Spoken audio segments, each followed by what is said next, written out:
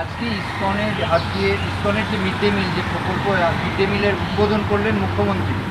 তিনি বামেদের এবং তৃণমূলকে একই সত্ত্বে একই গেঁথে বলছেন যে গণতন্ত্রের বিরোধীদের থাকা অত্যন্ত প্রয়োজনীয়, একদলীয় কোনোভাবে কাম হতে পারে। তো আন্ডা যারা করলেন এখন অন্তত তারা চুপ থাকবে। উনি কাকে বলছেন কথাটা? ওনার সিদ্ধান্ত তো রোল ব্যাক হয়ে গেছে। ডিমটা তো ওনারা বাদ দিয়েছিলেন, ওনাদের তো বলতে হয়েছে ডিম ফেরত দিচ্ছি। আমরা তো কেউ ইসকনের বিরোধিতা করতে যাইনি। ইসকনকে আমরাও শ্রদ্ধা করি, ইসকনের মন্দিরে যাই, প্রসাদ খাই।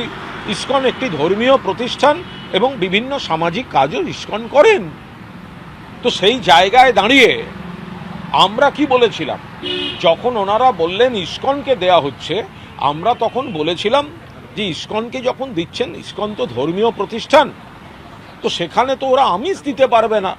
তাহলে বাচ্চাদের কাছে একটা আকর্ষণীয় জিনিস, পুষ্টিগুণেও আবার একটা বাচ্চাদের কাছে একটা আকর্ষণীয় জিনিস হচ্ছে ডিম। অনেক বাচ্চা খেতে না চাইলেও ওই ডিমের আকর্ষণে খেয়ে নেয়।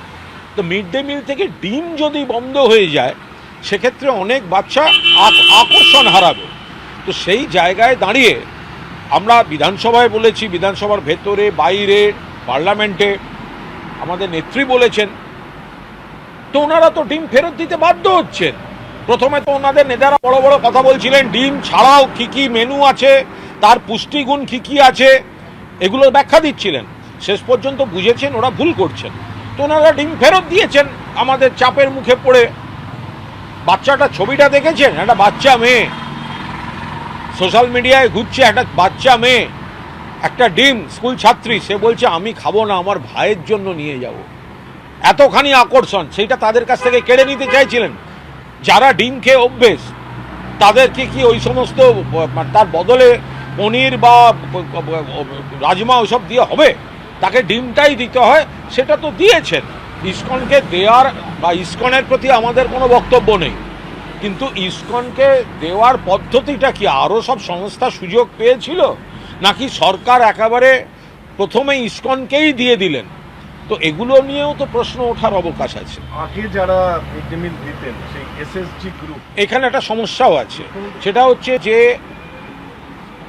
ইসকন থেকে যদি সবটা যায়, তাহলে যে মহিলারা বা যে কর্মীরা এই মিড ডে মিল রান্না করতেন বা সেই দিক থেকে তাদের একটা কর্মসংস্থানের বিষয় ছিল, তাদের ব্যাপারটাও সুরাহা করা দরকার। মুখ্যমন্ত্রী বলেছেন কারো কাজ যাবে না। কাজ যাবে না, এটা তো মুখ্যমন্ত্রী নিশ্চিতভাবে ধরুন বললেন, কিন্তু তারা কি কাজ করবেন, তারা সেই কাজটা যে কাজটা করে আসছিলেন সেই জায়গায় তারা এখন বিকল্প কোন কাজ করবেন, তারা একটা স্পষ্ট ঘোষণা বা স্পষ্ট রূপরেখা যদি প্রথমেই দিয়ে দেয়া যায়, তাহলে তো ব্যাপারটা লোকের মধ্যে আর অনিশ্চয়তাটা থাকে না।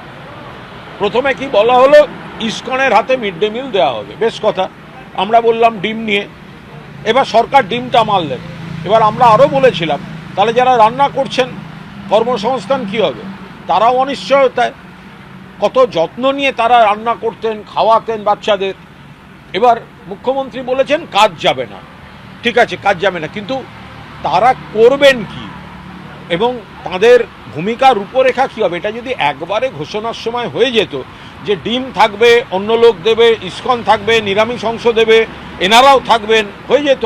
এক একটা করে সিদ্ধান্ত নিচ্ছেন, তার ফাঁকগুলো থেকে প্রশ্ন উঠছে, আপনারা একটা একটা করে জবাব দিচ্ছেন বলেই সমস্যা।